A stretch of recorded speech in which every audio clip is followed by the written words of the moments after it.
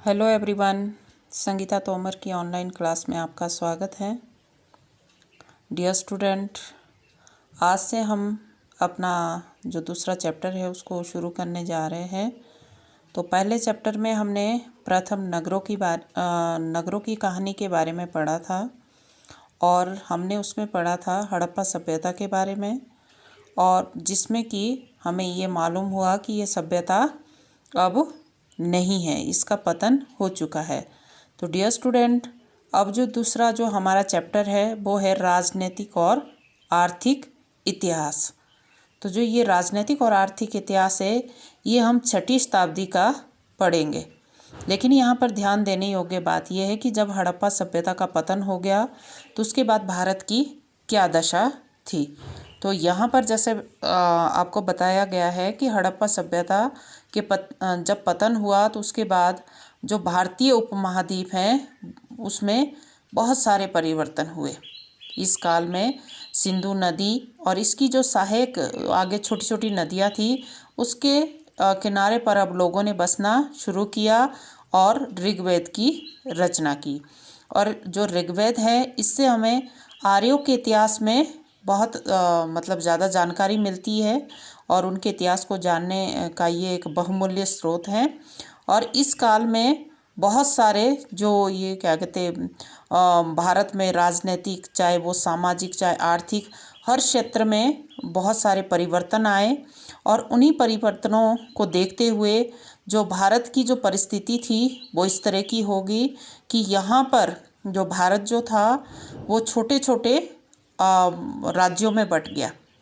और जब छोटे छोटे राज्यों में बँट गया तो यहाँ पर इस चैप्टर में मैं आपको उत्तरी भारत के बारे में बताऊंगी कि उत्तरी भारत में उस समय 16 महाजनपदों में जो उत्तरी भारत था वो बँट चुका था।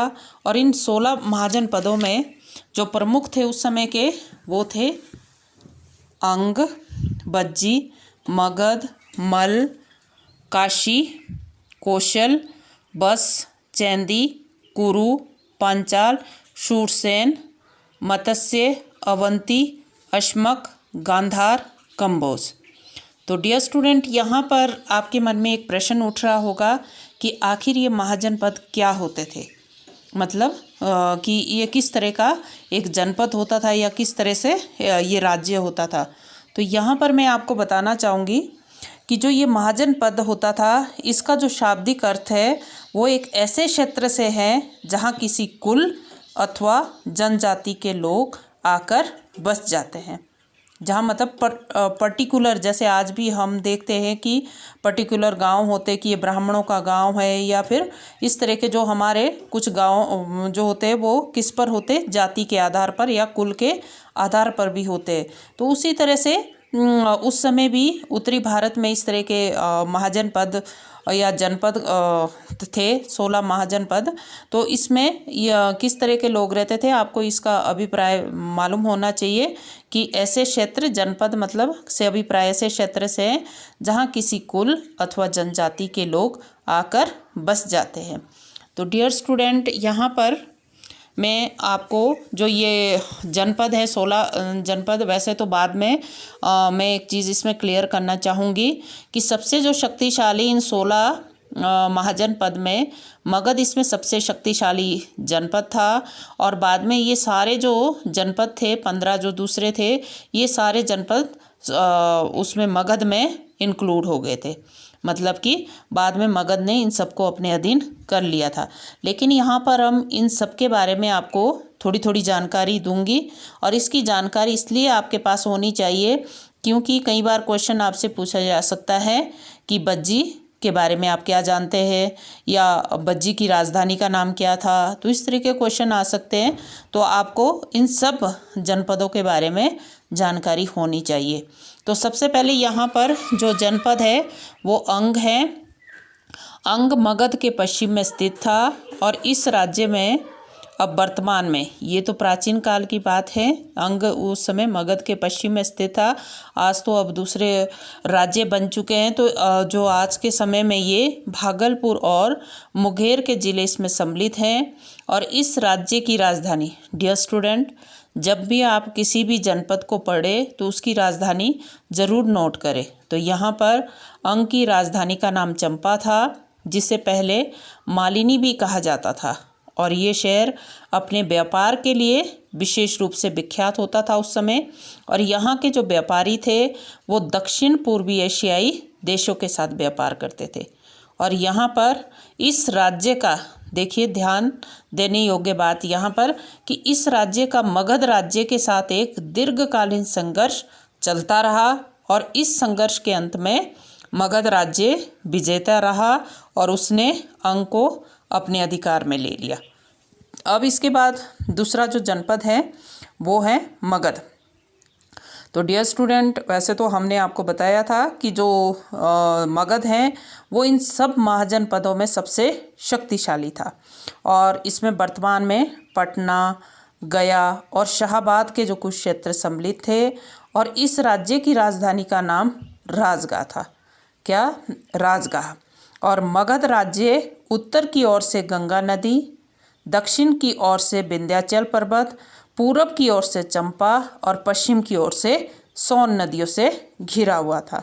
अब यहाँ पर देखिए, भौगोलिक दृष्टि से ही मगध का जो राज्य था वो इतना सुरक्षित था कि पहले ज़माने में जब युद्ध वगैरह होते थे तो उस समय ज़्यादातर तलवार और भालों से युद्ध किया जाता था। तो उसके लिए मतलब कि किसी भी शत्रु का दुर्ग के पास या सेना के पास आना बहुत आवश्यक था, दूर से हमला नहीं कर सकते थे। तो इसी तरह से जो ये मगध था ये चारों तरफ से भौगोलिक रूप से सुरक्षित था। और दूसरा कारण, बिम्बसार और अजातशत्रु इस राज्य के दो बहुत सर्वाधिक विख्यात शासक थे, और उनके शासनकाल में मगध राज्य में बहुत विकास हुआ। और बौद्ध ग्रंथों के अनुसार दोनों जो मतलब ये अजातशत्रु और बिम्बसार, इन दोनों ने बौद्ध धर्म और जैन धर्म में इनको क्या कहा गया? महान संरक्षक कहा गया। इन्होंने दोनों धर्मों को अपना संरक्षण दिया। अब इसके बाद बात करते हैं बज्जी की। बज्जी अथवा ब्रजी, ये आधुनिक बिहार का मुजफ्फर जिला इसमें सम्मिलित है, और ये एक गणराज्य था जिसमें 8 कबीले सम्मिलित थे, और इन कबीलों में लिच्छवी, बिदे और बज्जी कबीले प्रमुख थे। और इस राज्य की राजधानी का नाम वैशाली था, और ये शहर धनवान लोगों और ऊंचे भवनों, विशाल द्वारों और सुंदर जो तालाब आदि के लिए विख्यात था। इसके बाद बात करते हैं मल। मल एक गणतंत्रीय राज्य था, और ये उत्तर प्रदेश का जो आधुनिक देवरिया है, बस्ती, गोरखपुर अथवा सिद्धार्थ नगर जिले इसमें सम्मिलित है। इसकी 2 राजधानियाँ थी जिनका नाम है कुशीनगर और पावा। मल्ल लोग क्षत्रिय थे, बहुत वीर थे, और इसीलिए उन्होंने अपनी सुरक्षा के लिए मल्लों ने लिच्छवियों से मैत्रीपूर्ण संबंध स्थापित किए, और स्वामी महावीर जी ने पावा में, महात्मा बुद्ध ने कुशीनगर में, दोनों ने मतलब जो ये जैन धर्म और बौद्ध धर्म के जो महान संस्थापक हुए, उन दोनों ने जो अपना निर्माण अथवा अंतिम जो सांस ली वो महात्मा बुद्ध और महावीर ने पावा में और महात्मा बुद्ध ने कुशीनगर में, दोनों ने जो मल की राजधानी थी वहाँ पर प्राप्त किया निर्माण को। और मगध राज्य के शासक अजातशत्रु ने मल राज्य पर भी अधिकार कर लिया। बात करते हैं काशी की। काशी भी उस समय का एक प्रसिद्ध जनपद था। इसकी राजधानी का नाम वाराणसी था, जो कि गंगा नदी के किनारे पर स्थित थी, और ये राज्य आरंभ में बहुत शक्तिशाली था और अपने व्यापार के कारण बहुत विख्यात था। राजा ब्रह्मदत्त के शासनकाल में ये राज्य अपने विकास की चरम सीमा पर पहुंच गया था, और बाद में इस राज्य की शक्ति कौशल, अंग और मगध राज्यों से निरंतर लड़ाई के कारण दुर्बल पड़ गई थी। तो परिणाम स्वरूप 6ठी शताब्दी ईस्वी में कौशल राज्य ने काशी पर भी अधिकार कर दिया। अब बात करते हैं कौशल की। कौशल में आधुनिक जो ज़िले हैं उत्तर प्रदेश के फैज़ाबाद, गाडा और बहराइच, ये सारे ज़िले सम्मिलित हैं। श्रावस्ती इसकी राजधानी थी, और अयोध्या और कपिलवस्तु इसके 2 प्रमुख नगर थे। और अयोध्या भगवान राम के जन्मस्थली है, कपिलवस्तु महात्मा बुद्ध का जन्म स्थान है, और प्रसेनजीत कौशल राज्य का सबसे शक्तिशाली राजा था। अब इसके बाद बात करते हैं बत्स की। बस राज्य गंगा के दक्षिण में फैला हुआ था। इसमें उत्तर प्रदेश के इलाहाबाद तथा मिर्ज़ापुर आदि जो जिले सम्मिलित हैं। इस राज्य की राजधानी का नाम कौशाम्बी था और ये गंगा यमुना के संगम पर स्थित थी और यहाँ के लोग भी बहुत समृद्ध थे और उदयन जो यहाँ का शासक हुआ वो काफ़ी शक्तिशाली था। अब इसके बाद बात करते हैं चेंदी। चेंदी राज्य में आधुनिक बुंदेलखंड और इसके इर्द गिर्द के क्षेत्र सम्मिलित हैं और इस राज्य की राजधानी का नाम था सुक्तिमती। और इसके बाद जो खारवेल था उसके जो हाथी गुफा लेख में ज्ञात होता है कि इस वंश की जो एक शाखा थी उन्होंने कलिंग में अपना शासन स्थापित किया था। अब बात करते हैं कुरु की।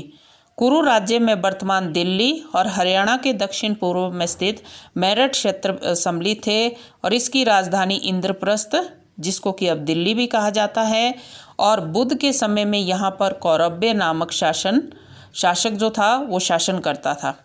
और इसके बाद पांचाल राज्य में आधुनिक उत्तर प्रदेश के बदायूं और फर्रुखाबाद के जिले सम्मिलित थे और ये राज्य उत्तरी पांचाल और दक्षिणी पांचाल नामक दो भागों में बटा हुआ था। उत्तरी पांचाल की राजधानी का नाम अहिछत्र और दक्षिण पांचाल की जो राजधानी का नाम कापिल्य था। अब इसके बाद शूरसेन जो था ये यमुना नदी के किनारे पर स्थित था और इसकी राजधानी का नाम मथुरा था और यहाँ का शासक अवंती पुत्र बौद्ध धर्म को अपने राज्य में लोकप्रिय बनाने में इसने कोई कसर नहीं रखी। इसके बाद मत्स्य में आधुनिक राजस्थान के अलवर, भरतपुर और जयपुर जिले सम्मिलित है और इसकी राजधानी विराटनगर थी। इसका उस समय कोई ज़्यादा राजनीतिक महत्व नहीं था। अवंती 6वीं शताब्दी में जो अवंती था ये भी एक सुविख्यात जनपद था और इसमें आधुनिक उज्जैन का जिला सम्मिलित था और ये राज्य दो भागों में बटा हुआ था। उत्तरी अवंती जिसकी राजधानी उज्जैन या उज्जैनी था और दक्षिणी अवंती जिसकी राजधानी का नाम महिष्मती था। महात्मा बुद्ध के समय में अवंती का जो शासक था चंडप्रद्योत महासेन, वो बहुत शक्तिशाली था और उसने वहाँ पर बहुत विकास के कार्य किए और मगध के शासक बिम्बसार के साथ उसकी भी दीर्घकालन जो लड़ाई वो चलती रही। अब है अश्मक राज्य गोदावरी नदी के तट पर स्थित था। इसकी राजधानी का नाम पोतना था। अब इसके बाद गांधार राज्य पाकिस्तान के आधुनिक पेशावर, रावलपिंडी और कश्मीर के जिले इसमें सम्मिलित थे और इसकी राजधानी का नाम तक्षशिला था। तक्षशिला उस समय एक विश्वविद्यालय के रूप में विख्यात थी और यहाँ पर भारत के विभिन्न राज्यों से जो विद्यार्थी थे वो शिक्षा लेने के लिए आते थे। और दूसरा 6वीं शताब्दी में यहाँ का राजा पुरुषाती का शासन था, वो भी मगध के शासक बिम्बसार के समकालीन था। तो इस तरह से हमने ये अंतिम जो हमारा महाजनपद है वो है कंबोज। भारत के उत्तर पश्चिम में कंबोज का राज्य स्थित था। इसमें राजौरी और हजारा के क्षेत्र सम्मिलित थे और इसकी राजधानी राजौरी थी और ये यहाँ पर प्रजातंत्रीय प्रणाली थी और परंतु बाद में यहाँ भी गणतंत्रीय शासन की स्थापना हुई। तो डियर स्टूडेंट, ये थे हमारे 16 महाजनपद और इसमें आपने विशेष ध्यान रखना है कि किस जनपद की कौन सी राजधानी थी और उसका ऐतिहासिक महत्व क्या है किस जनपद का और कौन किस जनपद का प्रमुख शासक रहा। तो इसी के साथ जय हिंद, जय भारत।